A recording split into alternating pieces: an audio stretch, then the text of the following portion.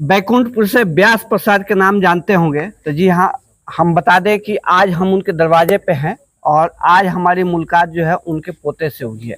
और उनके पोते जो है प्रत्युष जी हैं और उनसे बात करने का मौका मिला है। और इनका कुछ रुझान जो है आजकल राजनीतिक भावनाओं में जुड़ी हुई है और इनसे हम बात करेंगे। एक चीज़ और बता दें कि हमारे जो साहब जो बैठे हैं हमारे बगल में, इनका रुचि आपको बता दें कि कला के तरफ यानी सांस्कृतिक कलाएं जो हैं उनके तरफ इनका काफ़ी रुझान है। और ये बहुत जगह से घूम के विजिट करके आकर यहाँ राजनीति में अपना कदम रखे हैं और इनसे काफ़ी बात होगी। सबसे पहले स्वागत है सर आप। हाँ, नमस्ते और आपका भी स्वागत है। आप बिल्कुल नेक दिल वाले हैं। और पहला सवाल ये मेरा होगा कि हर व्यक्ति जो है हर मतलब प्लेटफॉर्म को छोड़ने के बाद कहीं ना कहीं कला के तरफ जाते हैं। और राजनीति एक तरह से कहा जाए तो हमारे देश में एक ऐसा भावना बन चुकी है, ऐसा गंदा माहौल बन चुका है कि राजनीति से लोग बैक हो रहे हैं। और अचानक आप राजनीति में एंट्री करना ये कहाँ तक सही है? जैसे मैं जीवन में सही गलत सोच करके बहुत कम ही चीजें करता हूँ। रही बात राजनीति की और इसमें मेरे रुझान की, तो बचपन से ही मैंने देखा है कि किस तरह मेरे दादाजी ने जी कितनी संवेदना के साथ गांव के या जिला के लोगों से मुलाकात की, बिल्कुल उनके प्रॉब्लम्स को सुना, समझा और उसके निवारण करने की कोशिश की, जो कि उन्होंने बिल्कुल ही निस्वार्थ भाव से और दिल से की। बहुत सारी चीज़ों को करने में हम सफल हो जाते हैं, बहुत सारी चीज़ें अधूरी रह जाती हैं, लेकिन ये भावना समाज कल्याण की और समाज के प्रति योगदान देने की, वो मुझे अपने दादाजी से मिली है। यहाँ पे थोड़ा सा आपकी बातों को हम काटेंगे। आपने कहा दादाजी के प्रेरणा से, और दादाजी के जो भी किया रहे हैं उनको मैं जीता जागता उनका उदाहरण आज की डेट में देने का प्रयास कर रहा हूँ, यही ना? लेकिन उस समय जब आपके दादाजी थे, इस जवार में उनको जानते थे लोग, और उस समय जो सच्चाई के साथ लोग भी देने वाले थे। और आज के डेट में राजनीति जो है 100 में 100% झूठी कदम है। तो क्या लगता है कि आप एक दादाजी के जो नक्शे कदम को लेकर चलने का प्रयास कर रहे हैं, तो उस समय का जो था कुछ अलग माहौल था और उस माहौल को आज उजागर करना चाहते हैं, तो क्या ऐसा लग रहा है कि उस समय और इस समय में आपको नहीं लग रहा है? बिल्कुल बिल्कुल, आपकी बात सही है। समय बदलता है, लोग बदलते हैं, समाज की ज़रूरतें बदलती हैं और हम लोग, मेरे दादाजी और मेरे बीच में हमारे पॉलिटिकल करियर में 40-50 साल का अंतर है जी। लेकिन इन्हीं कैसे बोले घाटाओं के बीच में बिल्कुल से जन सुराज और प्रशांत किशोर जी उभर रहे हैं, जो कि बिहार में बदलाव की बात कर रहे हैं, बिहार की राजनीति में बदलाव, यहाँ की व्यवस्था में बदलाव की बात कर रहे हैं। और उनकी बातों को देखकर सुनकर मेरे जैसे नौजवान को प्रेरणा मिल रही है और हम लोग राजनीति में उनका साथ देने के लिए आ रहे हैं। जैसे कि आपने प्रशांत किशोर का नाम रखा, सही बात है। प्रशांत किशोर ने कई जगह कई सरकारों को बनवाया, जैसे बिहार में नीतीश कुमार हैं, बंगाल में है ममता बनर्जी है, ऐसे कई सरकार को उन्होंने बनवाया, राजनीतिकार यानी कि रह चुके हैं। लेकिन आज के डेट में कुछ उनके प्रति माहौल कुछ अलग है। लोग कह रहे हैं कि कहीं ना कहीं बीजेपी का बी टीम है, बीजेपी को एक तरफा यानी कि बिहार से निकालने का प्रयास कर रहे हैं। तो ऐसा क्या लग रहा है कि ये सही है? जैसे ये तो नई पार्टी है और लोगों को इससे कोई शिकायत नहीं है। पार्टी से शिकायत दूसरी पार्टी के राजनेताओं को है। अब दूसरी पार्टी के लोग कुछ भी आरोप लगा देते हैं। आज उनकी पॉलिटिक्स कैसी चल रही है और राजनीति का क्या जनरल माहौल है उनकी पॉलिटिक्स की वजह से, ये तो बात आपने ही बता दी। तो अब जनता को डिसाइड करना है कि वो पुराने नेता जिनकी बातों को वो 40 साल से सुनते हुए आ रहे हैं, उनकी बातों को सुनेंगे या एक नई राजनीति, बदलाव की राजनीति में भी भरोसा दिलाकर जन स्वराज का साथ देंगे। बैकुंठपुर से कई दिग्गज नेता आए हुए हैं और अभी भी दिग्गज नेता लोग हैं, तो क्या लगता है कि आप जो है अपने यानी कि सच्चे वाणियों से, सच्चे पहल से उन लोग का टक्कर दे पाएंगे? आपके साथ जनता आ पाएगी? बिल्कुल बिल्कुल। मुझे ऐसा लगता है कि पिछले 40-45 सालों से धर्म और जात की राजनीति करके यहाँ की जनता भी ऊब चुकी है।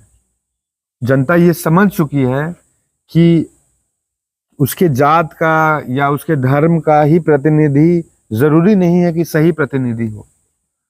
सही प्रतिनिधि ईमानदार होना चाहिए, पढ़ा लिखा होना चाहिए, ऐसा होना चाहिए जो कि यहाँ के लोकल मुद्दे को संसद तक और वहां से जो नीतियां बनती हैं वो यहाँ ग्राउंड तक लागू करवा सके।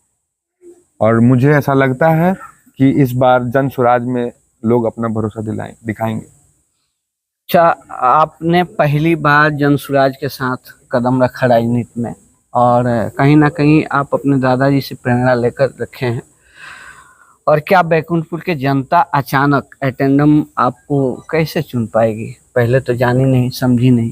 क्या लगता है कि बैकुंठपुर की जनता जो है आपको एक्सेप्ट करेगी, और एक्सेप्ट करेगी तो आखिर क्यों? जैसे मैं तो रोज लोगों के बीच में जा रहा हूँ, आप देखेंगे कि हमारा जो गांव है वो बैकुंठपुर विधानसभा के बिल्कुल बीचों बीच में है, और मेरे गांव से सटे हुए जो पंचायत हैं, अगर जिसमें परसौनी हो गया, खैरा आजम हो गया, बुदसी हो गया, बुचिया हो गया, इधर चमनपुरा हो गया, आजमी नगर हो गया, इन सब रेवतित हो गया, इन सब का अगर आप जनसंख्या मिलाएं तो ये इलाका ही करीब करीब 1-1.25 लाख वोटर्स का है, जहां पर मेरे परिवार, मेरा गुडविल, मेरे दादाजी का और साथ ही साथ मेरे पिताजी, जिन्होंने भी अपने 40 साल जीवन के गांव के लोगों को के बीच में बैंकिंग ले जाकर के अपना दिया है समय, जी। और गांव के लोगों को बैंकिंग सिखाने की कोशिश की है। तो इन इलाकों में हमारा बहुत एक अच्छा गुडविल है। हमें लोग नाम से, चेहरे से पहचानते हैं, और वो जानते हैं कि हम लोग अगर पॉलिटिक्स में आएंगे तो निस्वार्थ भाव से आएंगे। तो इस बात से तो मैं निश्चिंत हूँ कि लोग मुझे अच्छे ढंग से अप्रिशिएट कर रहे हैं और स्वीकार कर रहे हैं। अच्छा, आपका मुद्दा क्या क्या होगा?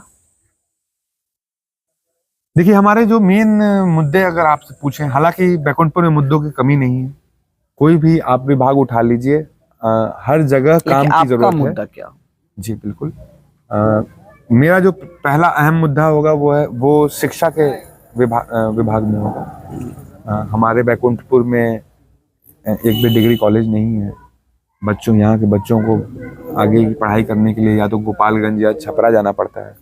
तो मेरी पहली प्राथमिकता होगी कि हमारे यहाँ हर प्रखंड में एक डिग्री कॉलेज हो। पंचायत लेवल पर एक लघु उद्योग का कार्यालय बना सके, जिसमें एक कर्मचारी हो सके जो कि नौजवानों को उस हिसाब से प्रशिक्षण दे सके। हमारे जो बुजुर्ग हैं, आपने सुना होगा कि पार्टी ने ये घोषणा की है कि 400 रुपए जो अभी पेंशन मिलता है उसको बढ़ाकर 2000 रुपए किया जाएगा। हालांकि एक बात और जो कि पार्टी बहुत ही स्ट्रांगली कह रही है, और मुझे भी उसमें विश्वास है, पार्टी बोल रही है कि जन स्वराज की सरकार बनते ही शराबबंदी हटा दिया जाएगा। और मैं भी इसमें प्रशांत किशोर जी के विचारों से सहमत हूँ कि शराबबंदी हटना चाहिए।